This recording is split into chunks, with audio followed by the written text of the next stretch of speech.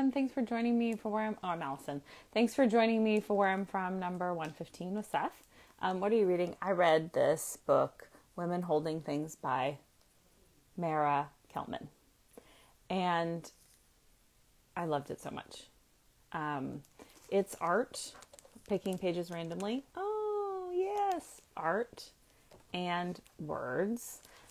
And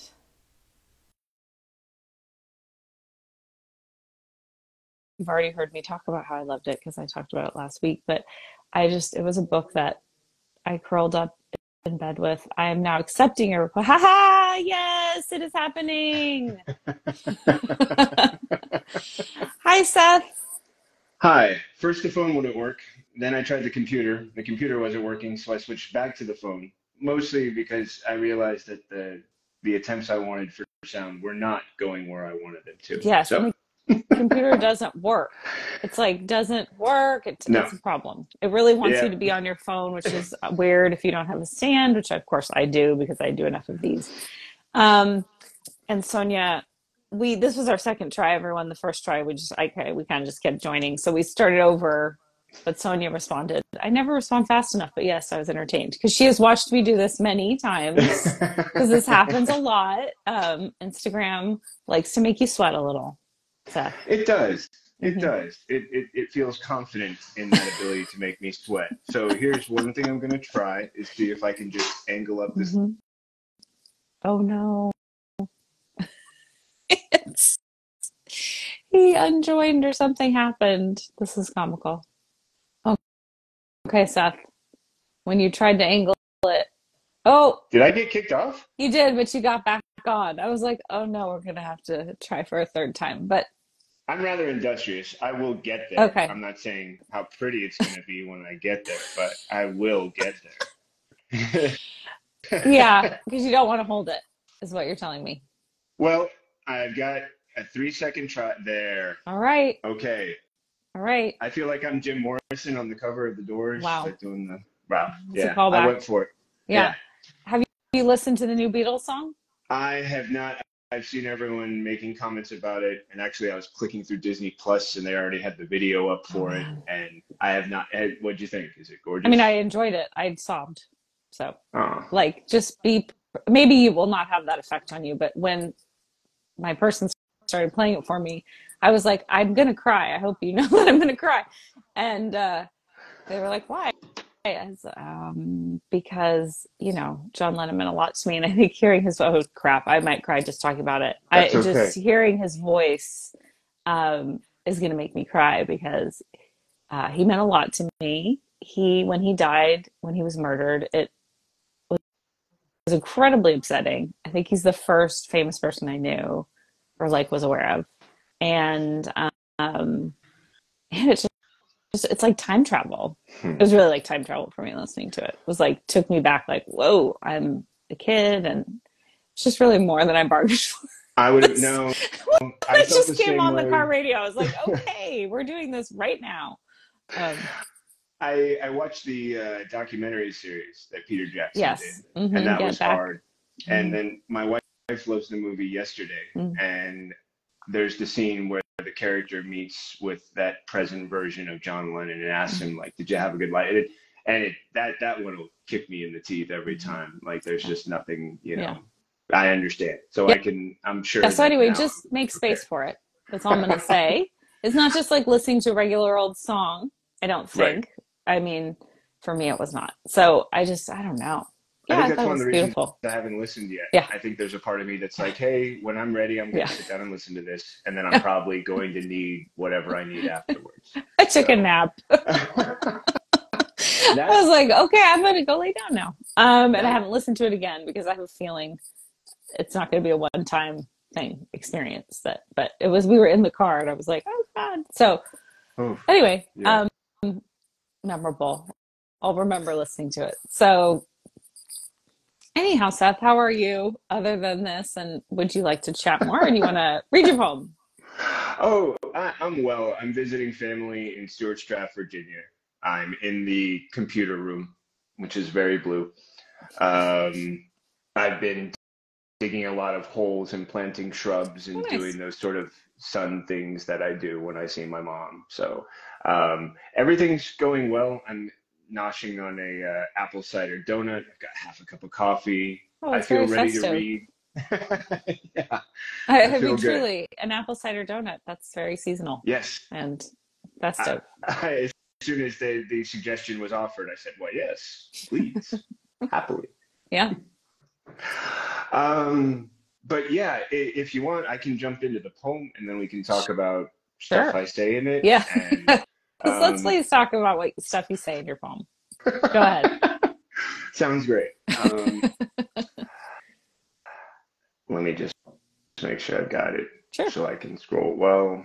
And hmm, I am from straight leg jeans from Fisco and patches ironed over the shredded blue jean material that tried and failed to protect my knees. I am from the ugly orange-brown carpets mottled with stomach acid stains, with a plush that I crush like the furry tops of trees, with the hugging curls of my toes.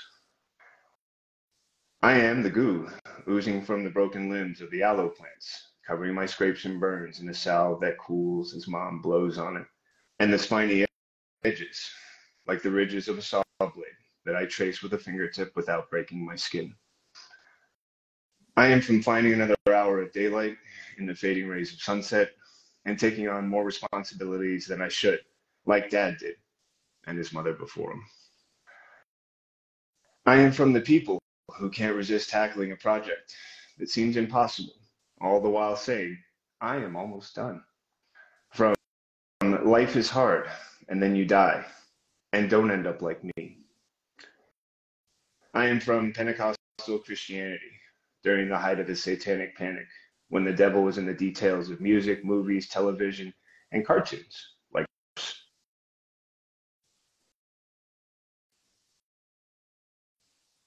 I'm from Huntington Beach and the fields where cotton and grapes were picked, and the skies where planes rise and fall, and the smell of peanut cereal and apple pancakes made from scratch inhabits every nostalgic breath.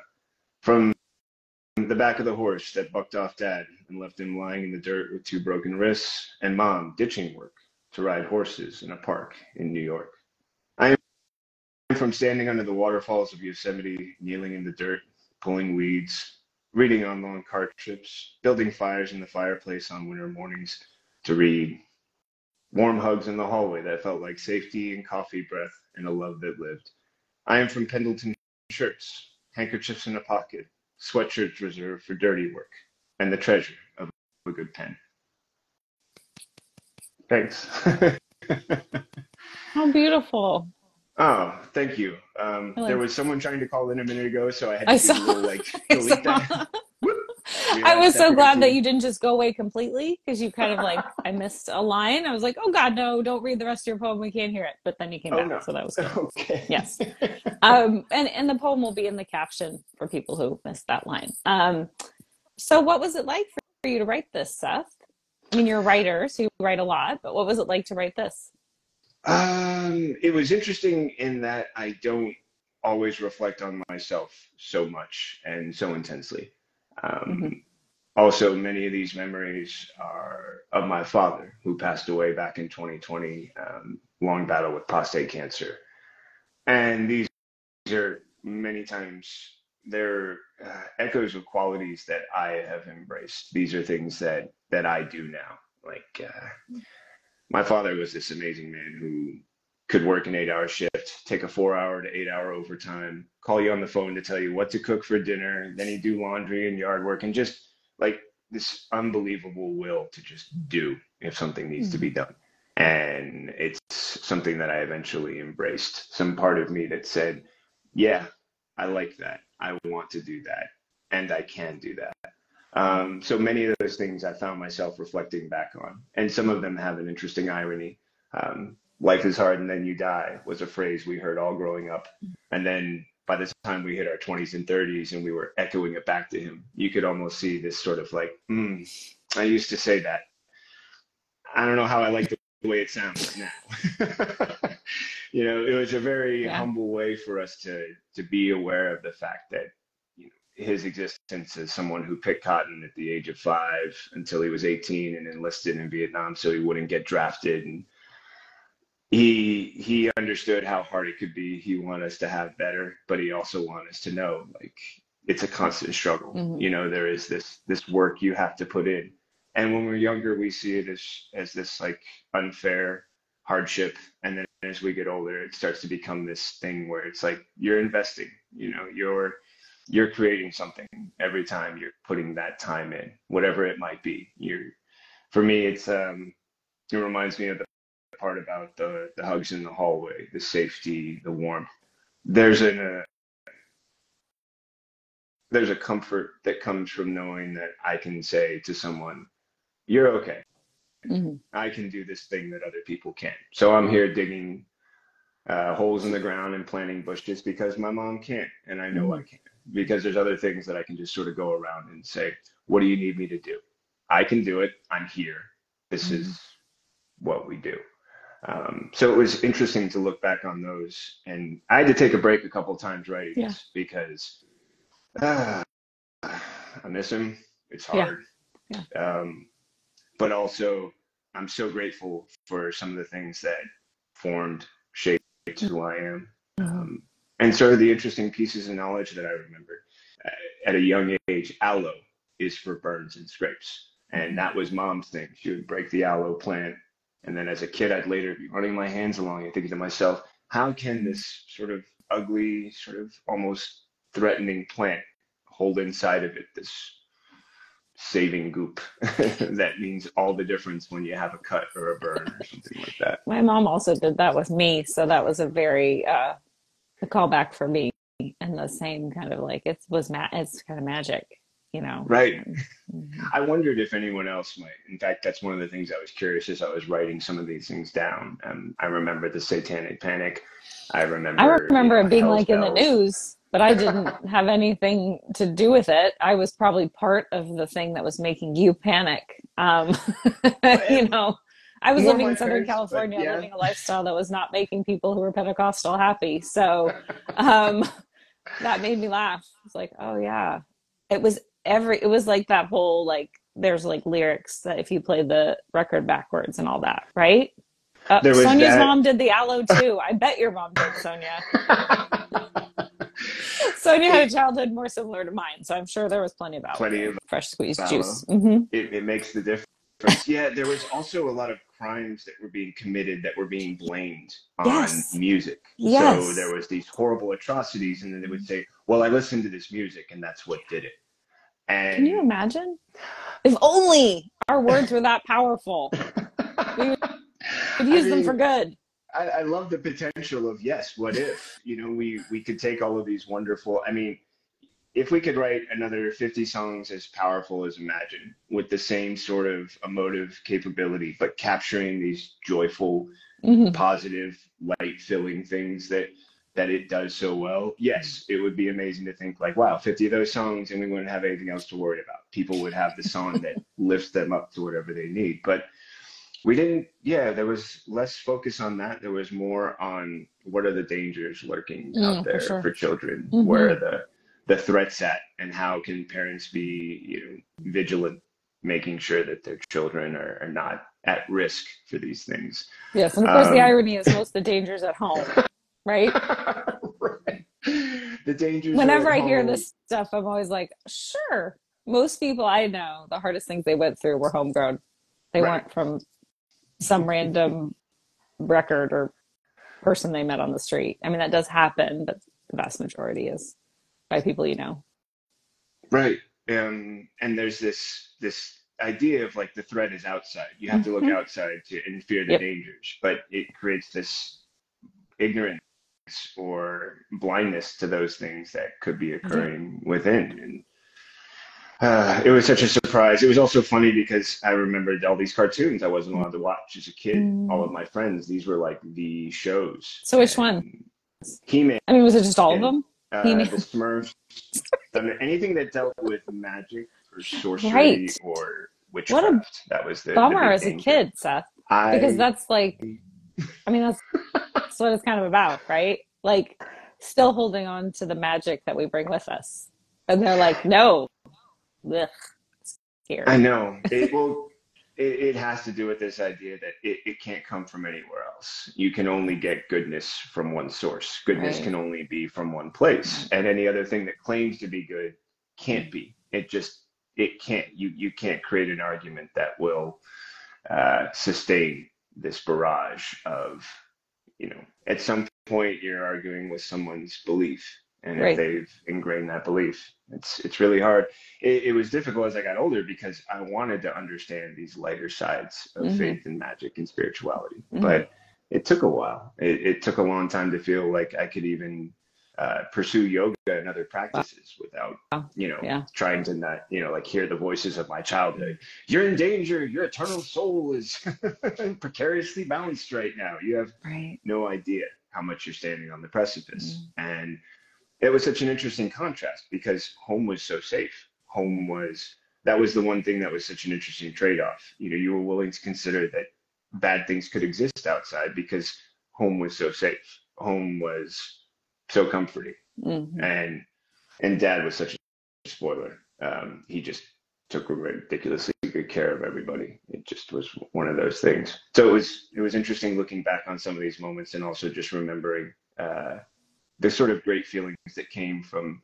We didn't have a lot growing up, but mom and dad used to make a really important focus on taking us places where they could. And mom loved Yosemite. So going to Yosemite was like an annual thing. She'd get on the coupon vouchers and suddenly we'd disappear for like a Friday to Sunday because there was a coupon, some sort of deal like that. And So where did once you, you're which there, Huntington Beach did you grow up in? What oh, I state? grew up in Huntington Beach in New York, Long Island, Okay. New York. Okay. Yeah, I didn't think it was here because of the references, right. because those weren't happening here. But then Yosemite threw me off a little because that's a long way from Long Island. Well, that was part of the interesting transition for me. Like those are two locales. So in 1984, my father was laid off from his Mm. job and then rehired in California. Oh, And then okay. there was like a year period where he had to live in California, saving money to move us out. Mm. And then we ended up. And those are two significant places Hmm. that mean a lot for me when it comes to those two coasts. One was Huntington Beach, where I was born, and the beaches we went to as a kid, and then later California, the nearest identifying kind of physical beauty landmark that stuck out for me was Yosemite, this place we always went to. It's a place we always went to, but I grew up in California, so I was like, yeah, that's my mom's spot. That's still my mom's spot. Yeah, That's her favorite we spot in the came. world. it's it's really luscious. There's so It many is great gorgeous. memories I have. Yeah.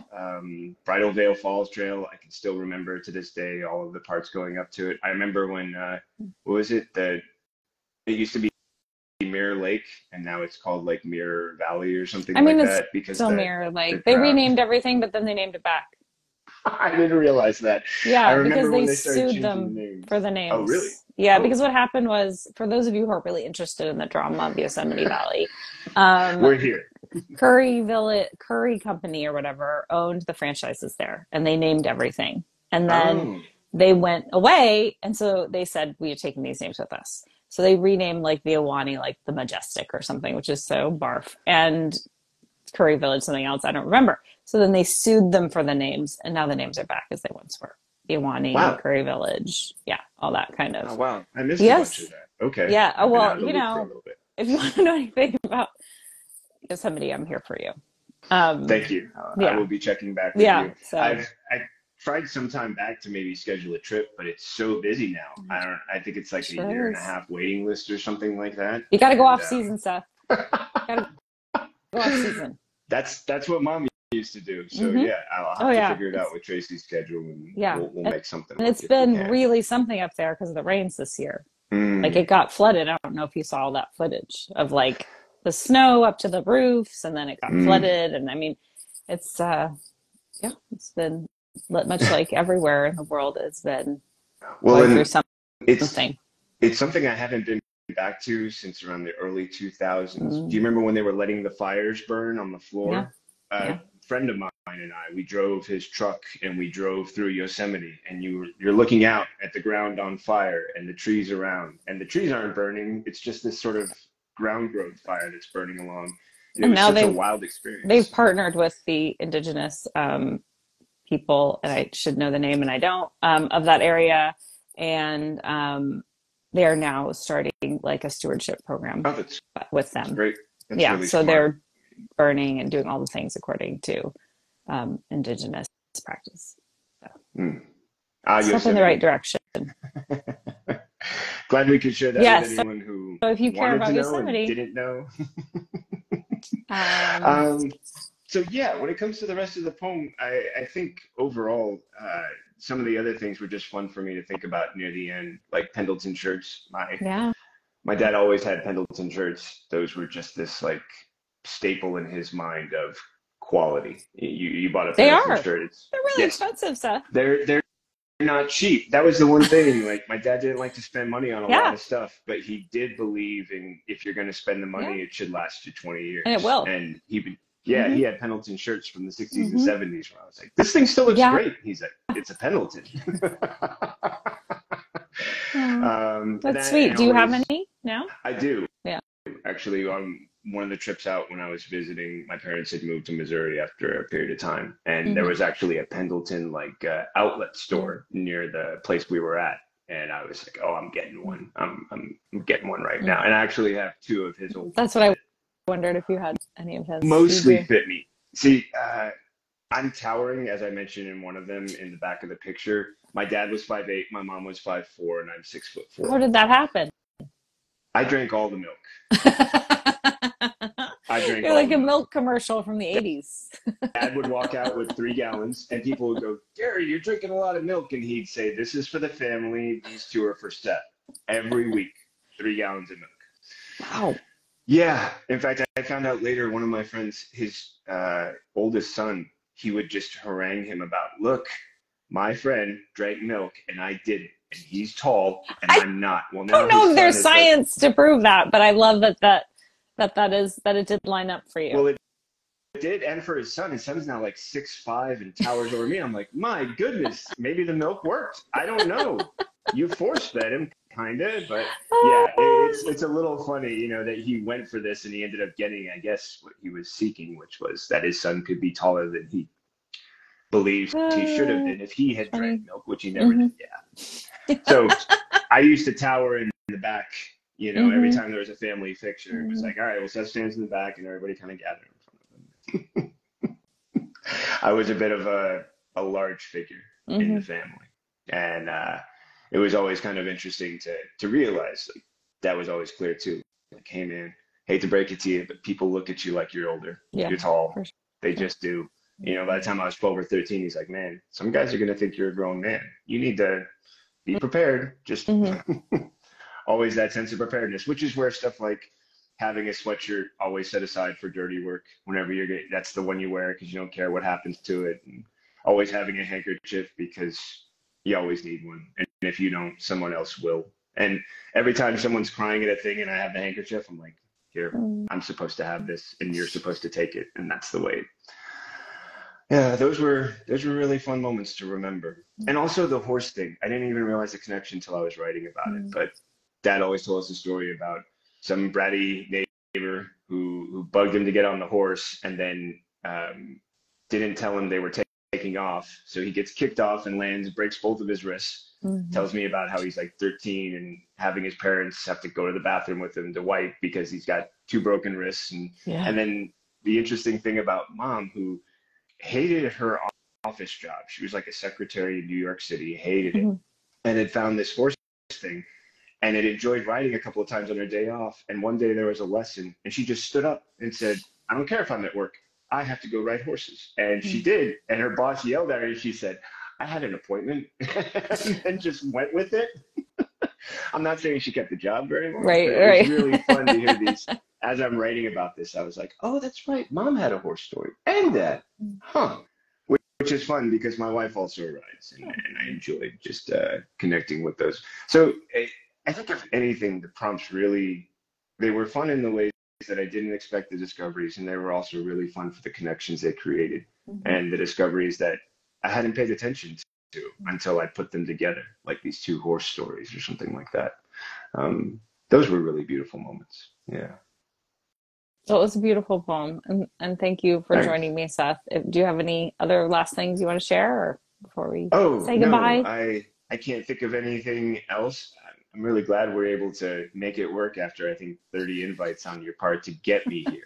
But now I'm here and I got to read the poem and I'm really glad. I'd seen so many different great comments on our Discord chat about others who had done it. And every once in a while I'll see a glimpse and I'll be like, oh wow, yeah. Hey, you're gonna be part of that. Oh, yeah. And now here I am and I got the chance to be a part. So thank you for inviting me on. Thank you for a prompt that let me really have some fun with writing in a process that I haven't done before.